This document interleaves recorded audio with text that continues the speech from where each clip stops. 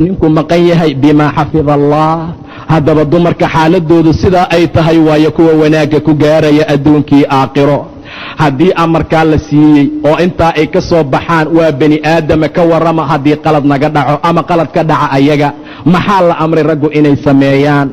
ilaah subxaanahu wa tacaala wallaatii takhaafuuna nushuusahunna, mid allaala midaad nushuusnimo uga cabsataan amarka inay diidayso wixii hadda aan soo tilmaannay qayb ka mida inay ka hor imaanayso naag walbood saa uga cabsataan. muxuu yidhi ilaah subxaanahu wa tacaala maxaan samaynaynaa? maxaa nala amray? kartideennii aaway caqligii, aaway garaadkii, waxyaabihii aan wax ku maamuli lahayn, iyo diinta ilaah oo nahagaysa fiiriya, islaamka wanaaggiisa fiiri. xataan saa naagaheenna oo la dhaqmi lahayn ayuu ilaahayna bara subxaanahu wa tacaala. iska dhaaf soonkii, iska dhaaf salaadii, xajkii, cimradii, axkaamtii diinta, gurigeenna dhexdiisa saan u maamuli lahayn ayuu ilaahayna bara subxaanahu wa tacaala. laakiin ma rabna maanta, diintiyaan nacnay, gadaalan u tuurnay, taacadii rabbiyaan diidnay. waxaan jecelnahay waxyaabaha gaaladu ayna amraan, waxyaabahay buugaagta ku soo qoraan, say ayagu isu guursadaanaan isu guursanaa, say ayagu u dhaqmaanaan u dhaqannaa, say ayagu u dhalaanaan u dhalnaa, say ayaga ilmahooda u tarbiyeeyeen ayaan u tarbiyaynaa. waa nasiib xumo. aaway ilaahay subxaanahu wa tacaala kitaabkiisa ma nagu filna miyaa? diintiisii ma nagu filna miyaa subxaanahu wa tacaala? bacdamay xaaladdu sidaa tahay fiiriya sida uu ilaahay wax noo baraayo, fiiriya sida ilaahayna amrayo subxaanahu wa tacaala. wallaatii takhaafuuna nushuusahunna, maxaan ku samaynaynaa taa nushuusnimo uga cabsano?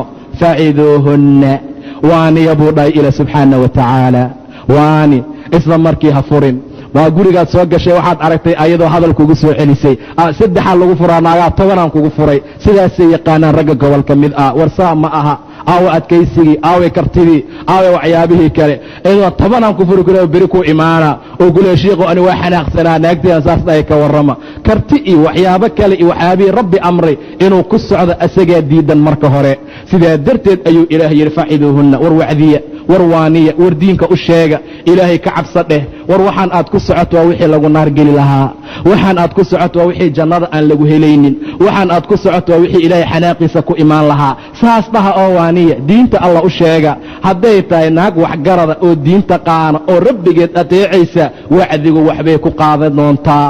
wacdigu waa ku waana qaadan doontaa sida ilaahay tilmaamay subxaanahu wa tacaala. wadakir faina dikraa tanfacu lmu'miniin, waanadu mu'miniintii anfici doontaaye. ilaahay aayad kale ayuu ku yidhi subxaanahu wa tacaala, waani in nafacati dikraa sayadakaru man yakhshaa wayatajannabuha alashqaa. midka taqiga waa waana qaadan doonaa. gabar taqiyada hadday tahay waanada waa qaadan doontaa. indhaheedaa biyo ka imaan doona haddii aayad ilaahay la xasuusiyo subxaanahu wa tacaala. waxaan ilaahayaa xaaraan tilmeeyey haddii la dhaho way istaagi doontaa. istikfaar iyo toobay u degdegi doontaa. ninkeeday raali gelin doontaa. haddii shaneemo laga soo guursaday, ayadoo meelaha qaadka joogta laga soo guursaday, adiga iyo ilaahaagaba waxaan hadda sheegi karin oo afkeena aan soo mari karin ayay ku hadli doontaa. xaaladda saasay u kala bixi doontaa. haddii ay tahay mutiicad rabbigeed adeecsanna wacdigay wax ku qaadan doontaa. faciduuhunna, wacdiya, war wax u sheega, waaniya. sidaa buu dhahay ilaa subxaanahu wa tacaala. hadday waanadu wax ku qaadata walaashaa waaye, dhibaato kale ha gaarsiinin. war sidaa ku soco oo gurigiinnii dhaqankiisa ha wanaagsanaado. ha soo xasuusinin oo marar kale ha keenkeenin xumaantii waxyaabihii la sameeyey. ilan wanaag maaha xaaladda noocaas ah. sidaa darteed ayuu ilaah subxaanahu wa tacaala leeyahay waaniya oo wacdiya oo diinta u sheega. hadday diidda ka waran, ilan xanaaqaa jira, shaytaan ayaa jooga meesha, weli waa la saaran yahay gabadhii, dhibaata ayaa weli ka muuqata. diintaad u sheegtay waa kaa sii jeesatay, xaqii ilaahay ayaad xasuusisay uma soo jeedo. rabbi diintiisii, aayadihiisii, axaadiistii nebigaa loo sheegay, weli waa sideedii. maxaad samaynaysaa haddana? faciduuhunna, maxaa ku xiga? wahjuruuhunna fi lmadaajic. weli garaacitaan iyo furitaan ma imaanin, furitaan weli ma imaan ee ilaah wuxuu yidhi ka haajira. war waxaad uga haajirtaan madaajica iyo makaanu jiifka, mucaamalaadka hoose ka goosta ayuu dhahay ilaah subxaanahu wa tacaala. wahjuruuhunna fi lmadaajic, hala hadlina ilaa 3 maalmood ayaa la ogol yahay ay culimmada gobolka mida yidhaahdeen waayo ma bannaana wiil mu'min ah ama 2 qofood oo mu'miniin ah inay kala aamusnaadaan muddo 3 maalmood ka badan waxaa qayr badan labadooda kii salaanta bilaaba ayuu yidhi sala allahu calayhi wasalam waayo maalin kastoo itnayn ah iyo maalin kasta oo khamiis ah acmaalaha rabbi ayaa loo bandhigaa oo loo geeyaa ilaah subxaanahu wa tacaala markay malaa'igtu u bandhigto waxa uu leeyahay addoon walba oo mu'min ah oo rabbi rumaysan oo diinta rabbi ku socda oo aan rabbi u shariig yeelin dembigii iyo qaladaadkii ay galeen ka cafiya ilaa 2 qofood oo baynahumaa shaxna iyo colaad ee dhex taalla maahane 2 qofood oon heshiis ahayn maahane inta kale cafiya labadaa u suga ilaa ay ka heshiinayaan ayuu leeyahay ilaah subxaanahu wa tacaala marka aamusnaanta ma habboona mana wanaagsana 3 maalmood in laga badiyo mucaamalaadka hoose ka goosta wahjuruuhunna fi lmadaajic jiifka uga haajira ayuu yidhi ilaah subxaanahu wa tacaala waa canaanaha dumarka lagu canaanta ka mid ah walow maanta aysan canaan ahayn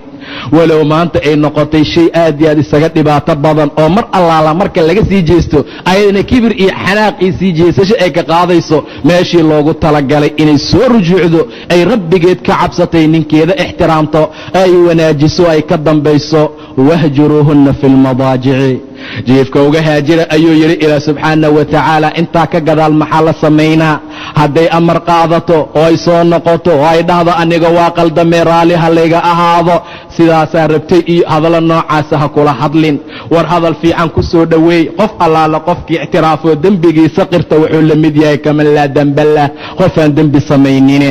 sidaasoo kale ula soco oo kula dhaqan oo kula mucaamalo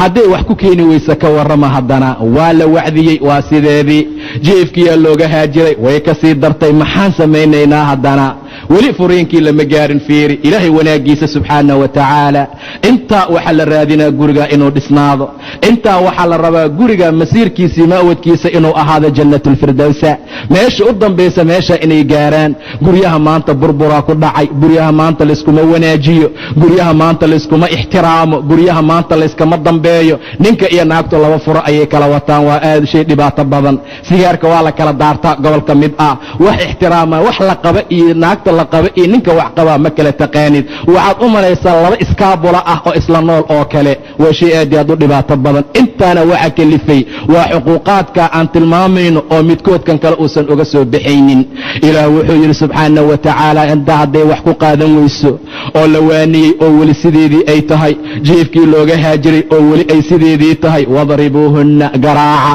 garaacitaan ayuu yidhi ilaah subxaanahu wa tacaala nebiga maruu tilmaamayo wuxuu yidhi waa darbi oo hayra mubarax aan wax bararinaynin feer aan jebinaynin dhaabac aan gaarsiinaynin aan wax shaakili waxyaaba jasadkeeda ka muuqanaynin sidaa ayaa loola jeedaa xanaaqa marka uu kaa bata naagaha tumin sida loo tumo ximaarka oo kale rasuulku aad buu ula yaabay sala allahu calayhi wasalam ma tumaysaan ka jaldilcabdi buu yidhi sida addoonka loo jeedaleeyo oo kale fiidkii hore fiidka dambena ma waxaad la aadaysaan firaashka waa shay caqli xumo ah sidaa ha yeelina garaacitaanka aad garaacaysaan yuusan noqonin mid feer ka jebiya mid laf baabi'iya wax dhibaato gaarsiiya wejigana ha ka garaacina ayuu yidhi sala allahu calayhi wasalam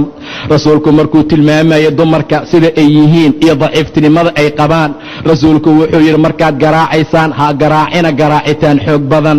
ha habaarina oo walaa tuqabixa dhihina waa shay aad iyo aad u dhibaato badan ama wejigeeda aad habaarayso dhibaato aad gaarsiinaysa ha samaynina sidaa ayuu rasuulku yidhi hana ka garaacina wejiga idan waa shayga ugu qiimaha iyo wanaagga badan allah loogu sujuudaa bani aadamka lagu qaabilaa waa xubinta ugu qiimaha badan ee bani aadamka uu leeyahay sidaa darteed ayaa mamnuuca in la gubo ayaa mamnuuca qofka in laga garaaco ayaa mamnuuca in dhaabac laga gaarsiiyo xaaladahaasoo dhanba sidaa darteed ayuu rasuulku yidhi garaacitaanka aad garaacaysaan ha ahaada garaacitaan aan dhibaato iyo shaaq iyo dhib aan markaa gaarsiinaynin sidaa yeela ayuu dhahay haddaba garaacitaanka la garaacayo culimmada qoloba waxbay ku sheegeen garaacitaan maba loola jeedee waxaa loola jeedaa hadal adeeg in lagula hadlo oo la yidhaahdo wax la tumaad istaashaa ilaa ilmaha la garaacaa ayadu waa qof weyn oo la soo guursaday oo guri la keenay oo guri lagu dhaafay oo mas-uuliyad ah oo mas-uuliyad la saaray oo la rabo beydkaasoo dhan inay u noqoto hooyo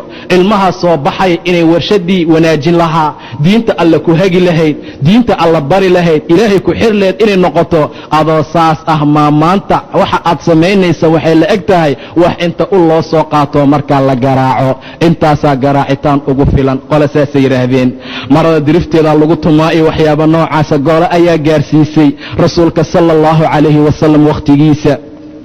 markii muhaajiriintii ansaarta ay isguursadeen waa reer madiine iyo reer makee dhaqankoodii ayaa iskeeni waayey rasuulka sala allahu calayhi wasalam markuu arkay naaga la tumay ayaa wuxuu soo istaagay mimbarka uu yidhi yaan la garaacin addoommada ilaahay naagaha ayuu ula jeeday dumarku markay arrintaa maqleen ayaa xadiisku wuxuu tilmaamay inay waxoogaa raggoodii ku dhiidhiiradeen bacdamaa rasuulku uu diiday in la garaaco mar allaala markay ku dhiiradeen ay asxaabtu soo noqdeen mar kale oy rasuulku u yimaadeen wuxuu u ruqsiyey garaacitaankooda intaa ka gadaal ayaa naagihii waxay haysteen weli amarkii hore inta la soo garaacay ayaa naago badan waxay u yimaadeen gurigii rasuulka ayagoo ka sheeganaya dhibka xalay la soo gaarsiiyey nebiga mimbarkuu istaagay markaasuu yidhi gurigayga waxaa ku dawaafay naago fara badan oo ahladooda iyo raggooda ka sheeganaya tumitaanka iyo garaacitaanka ragga garaacitaanka badan ee saa wax yeelay akhayaara ma ahan buu dhahay sala allahu calayhi wasalam akhayaar ma ahan ayuu yidhi akhayaar looma wadan karo ninka naagatunka badan qiimo iyo wanaag male naag ayaa la furay wakhtigii nebiga waxaa dhammaaday saddexdeedii dalqo rasuulku wuxuu yidhi ku cidda dirsamo mushari guriga naagta la yidhaahdo gurigeeda intaa ka gadaal ayuu yidhi waa naag gurigeeda ay asxaabteedu daboolaane cabdullaahi ibnu maktuum gurigiisa ku tirsa ciddada waa nin acmo ahee hadday ciddadu kuu dhammaatana isoo ogeysii gabadhii waxay ku cidda dirsatay gurigii intaa ka gadaal ayaa waxaa soo doontay laba nin labadaa nin waxay kala ahaayeen mucaawiya ibna abu sufyaan iyo abujahmin nin la yidhaahdo rasuulkan horay ayuu amray in arrinteeda la ogeysiiyo rasuulkay u timid markaasay dhahday ciddadeedii way dhammaatay labadaa ninna waa isoo doonteena rasuulkii allow ka waran rasuulku wuxuu dhahay labadaba ha guursanin mucaawiya sicluug waaye laa maala lah wax xoola ah ama hanti ah oo uu leeyahay markaa ma jire ninka abujahmi la dhahana ha guursanin waayo usha kama dhiga qoorta ayuu yidhi sala allahu calayhi wasalam usha qoorta kama dhiga laba macnoba waa suuragala siday muxadisiintu yidhaahdeen qole waxay yidhaahdeen waxaa loola jeedaa waa nin safar badan oo safarkiisu aad u badan yahay dumarkuna ma jecla ragga safarka badan sidaa darteed ayuu rasuulku yidhi ha guursanin waxaa kaloo macno kale ah ayay yidhaahdeen waa nin naagatun badan oo mar walbaa qoortay u saaran tahay usha maca daalika akhayaara ma aha garaacitaanka noocaas ah waa garaacitaanka ilaahay tilmaamaya subxaana wa tacaala akhayaara ma ahan ayuu yidhi intaa ka gadaal haddii la garaaco oo ay ku soo noqdaan oo ay soo rujuucaan markaa waa in dhaqankii sidiisii hore ahaadaa sida ilaahay tilmaamay subxaana wa tacaala wadribuuhunna fain aطacnakum falaa tabaquu calayhina sabiila hadday idin ateecaan oo ay soo rujuucaan waddo kale ha ku daandaansanina waddo kale ha ku raaraadsanina dumarka waa masaakiine waxyaabo kale ha soo faagfaagina waayo ilaahay caliyan kabiira waa alla sareeya oo haddana weyn sida aad uga xoog badan tahay ilaahay ogow awooddiisa subxaana wa tacaala sida hantida iyo xoolaha iyo xoogga lagugu dhiibay inuu ilaahay kaaga xoog badan yahay ogaada ka warrama haddii la wacdiyey oo weli sideedii ay tahay waa dhibaato ka warrama haddii jiifka looga haajiray oo ay ka sii dartay waa dhib ka badan haddii la garaacay oo ayse kaa celisay ka warran ayadana maxaa la samaynaa wain khiftum shiqaaqa baynihima haddii weli laga cabsado shiqaaq inuu jiro khilaaf uu markaa weli taagan yahay oo baynkooda ah fabacasuu xakaman min ahlihi wa xakaman min ahliha labada ehel haysu yimaadaan waad u jeedaa ehelka waxaa laga dhigay qayb aad aad u dambaysaa marka hore labada qofood waa inay xaaladooda ayaga xallistaan ninka iyo naagtu mar haddii doodooda iyo murankooda bannaankuu yimaado faa'iide iyo qiimo ma laha markaasaad arkaysaa bayd maalin walba laga xaajo falaayo bayd maalin walba bishiiba 3 mar loo imaanayo aqayaarayn waa laga aqayaaray waxayba u maleeyaan bafaan iyo waxyaaba noocaas oo kale ah ninkaygaan isku dhacnayn ku leedahay ama xaaladaasaa markaa jira naagtaydan isku dhacna aqayaaraan raadinay aqayaar ha raadinin ee kitaabka la aqayaar ka dhigo ee sida ilaah ku amray wax u maamul war sida ilaahay ku amray wax u dhaqan war sida ilaahay ku amray wax u dhaq saasuu ilaahay ku amraa subxaana wa tacaala tacaala hadday xaaladu sii taagan tahay fabcaثuu xakaman min ahlihi wa xakaman min ahliha labada ehel hadday islaax doonayaan ilaahay waa waafajinaa subxaana wa tacaala laakiin labada ehel hadday qalbi bug yahay oo meel kastaa qof kastaa qalbigiisa uu buko ninkan qayaartaana ninkooday u xanaaqsan yihiin anagoo reer hebel ah maan gabar saasna yeeli doontay ku soo galaan gogasha gabadhiina dadkeeda markay meesha fadhiyaan anagoo reer hebel ah gabadheena maasaasna yeeli karaa meesha ay ku yimaadaan ilaahay ma waafajinayo islaax iyo wanaag laakiin qalbigooda hadduu islaax ku jiro gurigan ha la islaaxiyo ha la wanaajiyo war gurigan baaba'aya oo dumaya ha la adkeeyo sidii uu u dhisnaan lahaa ha lagu dadaalo ay meesha ku soo fadhiistaan yuwaffiq illaahu baynahuma